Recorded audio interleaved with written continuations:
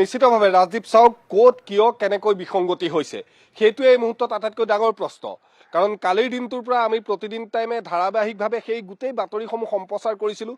কেনেধৰণে একেটা ঘৰতে একেটা হাউচ নাম্বাৰতে যিজন স্থায়ী বাসিন্দা বা যিসকলৰ ভোট আছে তেওঁলোকৰ উপৰিও অন্য কিছুমান মানুহৰ নাম সোমাইছে যিসমূহ মানুহ তেওঁলোকে চিনি নাপায়। সেয়া আমি তথ্যসহ প্ৰমাণ দিছিলোঁ। আৰু তাৰ লগে লগে আন এটা প্ৰসংগ আহিছে যে আপুনি যদি চাই যে ভোটাৰ তালিকাৰ যিটো ঘৰ নম্বৰ আৰু ঠিক তেনেধৰণে যিটো গুৱাহাটী পৌৰ নিগমৰ ঘৰ নম্বৰ সেয়া সম্পূৰ্ণৰূপে বেলেগ বেলেগ হৈছে।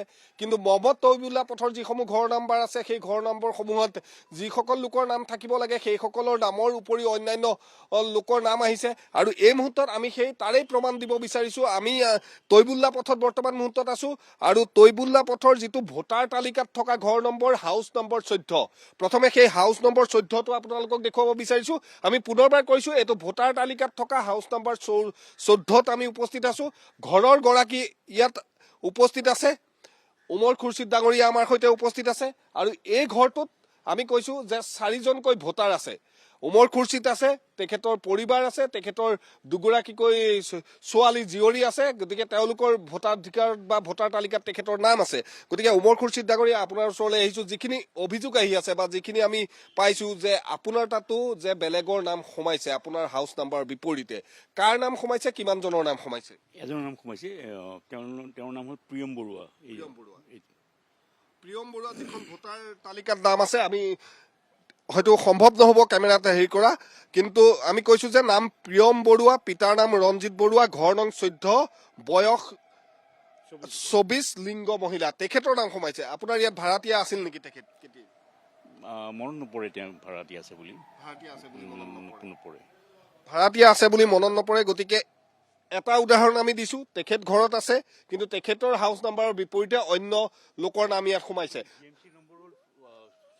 GMC নম্বৰ হৈছে 24। ঠিক তেনেধৰণে আমি আন এঘৰলৈ যাব বিচাৰিম। আমি তথ্যসহ এটা এটা ৰাজদীপ প্ৰমাণ দিব বিচাৰিছোঁ যে ক'ৰবাত নহয় ক'ৰবাত ব্যাপক বিসংগতি হৈছে। আমি আগুৱাই যাবলৈ চেষ্টা কৰিম, যে দেখুৱাবলৈ চেষ্টা কৰিম। এটা 14 নম্বৰ ঘৰ দেখুৱালোঁ, ঠিক তেনেধৰণে 15 নম্বৰ। আমি কালিৰ দিনটোতো তেখেতৰ সৈতে কথা পাতিছিলোঁ। এই অঞ্চলৰ এগৰাকী সচেতন নাগৰিক বা সকলোৱে চিৰ পৰিচিত কাজী নেকিব আহমেদ ডাঙৰীয়া, আপোনাৰ কাষলৈ আহিছোঁ যে আপোনাৰ হাউচ নাম্বাৰ হৈছে 15।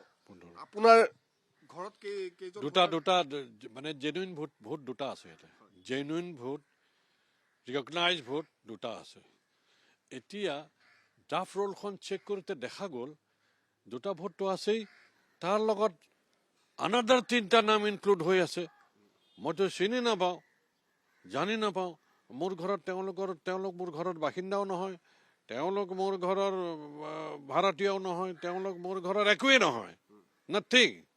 তেওঁলোকৰ নাম দুজন মানুহ, ৰাজেশ প্ৰসাদ আৰু এজন হ'ল ৰাজনীশ প্ৰসাদ, আৰু এগৰাকীৰ নাম আফনান ৰচুল। গতিকে এইটো কিয় হ'ল? এইটোতো হ'ব নালাগিছিল। এইটোতো খুব সাৱধানে কৰা কাম। এইটো খুব সাৱধানে কৰা কাম। বহুল প্ৰচাৰ হৈছে, এইটো বহুল প্ৰচাৰ কৰি এই কামটো কৰিছে। গতিকে সাৱধান হ'ব লাগিছিল, কাৰণ ইলেকশ্যন আহি আছে। ইলেকশ্যনত ভোটাৰে ভোট দিব, ভোট দিয়াৰ পাছত সেই ভোটেৰে চৰকাৰ গঠন হ'ব। এতিয়া যদি ভোটাৰ লিষ্টখনে যদি শুদ্ধ কৰিব নোৱাৰে, ভোটাৰ লিষ্টখনত যদি বিসংগতি থাকি যায়, চিনি নোপোৱা মানুহে, ঘৰৰ মালিকে চিনি নাপায় কোন হয় 3টা মানুহ, তেতিয়াহ'লে এনেকুৱা আৰু 2 নম্বৰী কাম বা কিমান জেগাত হৈছে। এইটোতো এতিয়া মানুহ সজাগ হ'বলৈ, সচেতন হ'ব লাগিব, আৰু এইবিলাক বাহিৰ কৰিবলৈ গাঁটা খানি এই নিউজবিলাক ওলাব লাগিব। গতিকে মই সকলোকে আহ্বান জনাইছোঁ, আৰু মই আপোনালোককো আহ্বান জনাইছোঁ যাতে আপোনালোকে সক্ৰিয় হৈ যায়। অসমক বচাব লাগিব, অসমৰ মানুহক বচাব লাগিব, আৰু অসমত যাতে ইলেকশ্যনৰ সময়ত 2 নম্বৰী নহয়, 2 নম্বৰী ভোট নপৰে তাৰ ব্যৱস্থা কৰিব লাগিব।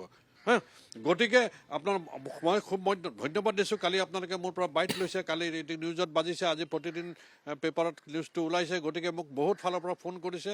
গতিকে মই কৈছোঁ সকলো সজাগ হোৱা, আৰু এই যাতে 2 নম্বৰী কামটো বন্ধ হৈ যায়, 2 নম্বৰী ভোটাৰে যাতে আমাৰ ইলেকশ্যনটো নষ্ট কৰিব নোৱাৰে।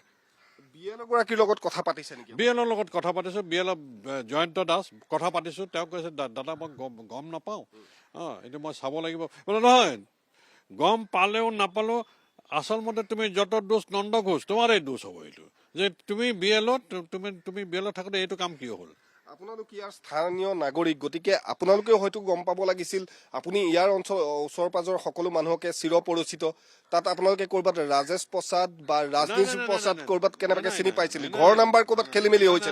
নাই ইয়াত এই চব চিৰিয়েল হৈ আছে, ইয়াত কোনো খেলি মেলি নাই। এই নাম খেলি মেলি নাম কেইটাত আছে, এই নামকেইটা ক'ৰবাত টপকি আহি পৰি গ'ল, ক'ৰবাত টপকি পৰিলে এইকেইটা নাম। গতিকে এইটো বিৰাট ডাঙৰ কথা, কাৰণ BLO চহী ল'ব লাগে। মই চহী কৰিছোঁ, মোৰ ঘৰৰ মানুহে চহী কৰিছে, তাৰ পাছত আন এজন ভোটাৰে চহী কৰিছে, তাৰপিছত তেওঁ গুচি গ'ল। যেতিয়া ড্ৰাফটখন ওলাল, আমাৰ দুটা ভোটাৰৰ নাম আছে, বাকী 3টা এক্সট্ৰা ভোটাৰৰ নাম আহি গ'ল, তাকো ৰাজেশ প্ৰসাদ, ৰাজনীশ প্ৰসাদ, আফনান ৰচুল। গতিকে সন্দেহ হোৱাটো স্বাভাৱিক।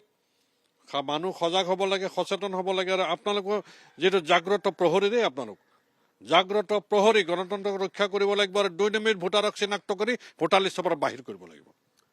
আৰু আমি ৰাজদীপ কৈ আছো যে উদাহৰণ দিছো, 2 নম্বৰ উদাহৰণ আপুনি পালে।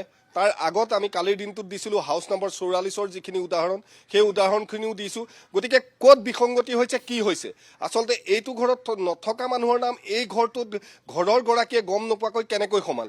BLO গৰাকীয়ে আচলতে সঠিকভাৱে দায়িত্ব পালন কৰা নাই নেকি? নে ক'ৰবাত সঁচাকৈয়ে ৰাজেশ প্ৰসাদ, ৰাজনীশ প্ৰসাদ নামৰ ব্যক্তি দুগৰাকী আছে? ক'ৰবাত হাউচ নম্বৰৰ বিসংগতি হৈছে নেকি? যিহেতু আমি পুনৰবাৰ কৈছো যে ভোটাৰ তালিকা আৰু GMCৰ যি হাউচ নাম্বাৰ, সেই দুইটাৰ নাম্বাৰ মতে গোটেই কামখিনি হৈছে, বা হাউচ নাম্বাৰ দুইটাত মিল নাই। গতিকে এই কামখিনি কেনেধৰণে হৈছে? গতিকে ক'ৰবাত যিটো বিৰোধীয়ে উত্থাপন কৰি আহিছে অভিযোগ যে ক'ৰবাত ভোট চুৰি হৈছে ইত্যাদি বিভিন্ন ধৰণৰ বিৰোধীয়ে অভিযোগ উত্থাপন কৰি আহিছে, গতিকে সেই কথাখিনি হৈ আছে নেকি ক'ৰবাত?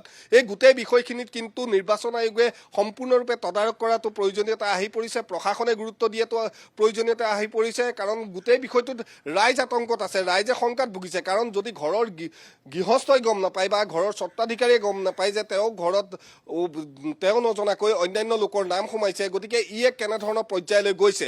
গতিকে গোটেই বিষয়টোত অন্ততঃ নিৰ্বাচন আয়োগে গুৰুত্ব দিয়া উচিত। যিসকল BLO আছে, সেই BLO সকলে কিন্তু এই লোকসকলক, যিসকলৰ অভিযোগ উত্থাপন কৰিছে বা যিসকলৰ নাম নথকাকৈ আহিছে, তেওঁলোকে কিন্তু সেই স্পষ্টতা দিয়াটো প্ৰয়োজনীয়তা এই মুহূৰ্তত আহি পৰিছে। কাৰণ সকলো শংকাত আছে, ক'ৰ মানুহ ক'ত কেনেকৈ ভোটাৰ তালিকাত নাম সোমাইছে, সেইটো এই মুহূৰ্তত আটাইতকৈ ডাঙৰ প্ৰশ্ন। বা গোটেই বিষয়টোত হয় প্ৰশাসন নহয় নিৰ্বাচন আয়োগে গোটেই বিষয়টোত কিন্তু গুৰুত্ব দিয়াটো প্ৰয়োজন আহি পৰিছে। ৰাজদীপ, মই পাৰ্থপ্ৰতিম বৰুৱা আপোনাৰ পৰা এইটো জানিব বিচাৰিছোঁ যে যিকেইগৰাকী BLO তাত নিয়োগ কৰা হৈছিল গোটেই কামটোৰ বাবে, সেই BLO কেইগৰাকী কোনো যদু মধু, কোনো ৰাম ৰহিমটো নহয়, তেওঁলোক পঢ়া শুনা কৰা, তেওঁলোক শিক্ষিত মানুহ। তেওঁলোকে কেনেকৈ এনেকুৱা বিসংগতি কৰিব পাৰে? যদিহে তেওঁলোকক নিৰ্দেশ দিয়া নাই, ক'ৰবাত তেওঁলোকৰ এটা বা দুটা ভুল হ'ব পাৰে। ইমান মানুহৰ একেলগেতো এনেকুৱা ভুল হ'ব নোৱাৰে। ক'ৰবাত গৈ ইছলাম ধৰ্মাৱলম্বী মানুহৰ ঘৰত গৈ হিন্দু মানুহৰ নাম সোমাইছে, ক'ৰবাত হিন্দু মানুহৰ ঘৰত গৈ ইছলাম ধৰ্মাৱলম্বী মানুহৰ নাম সোমাইছে। এনেকৈতো সম্ভৱ নহয়।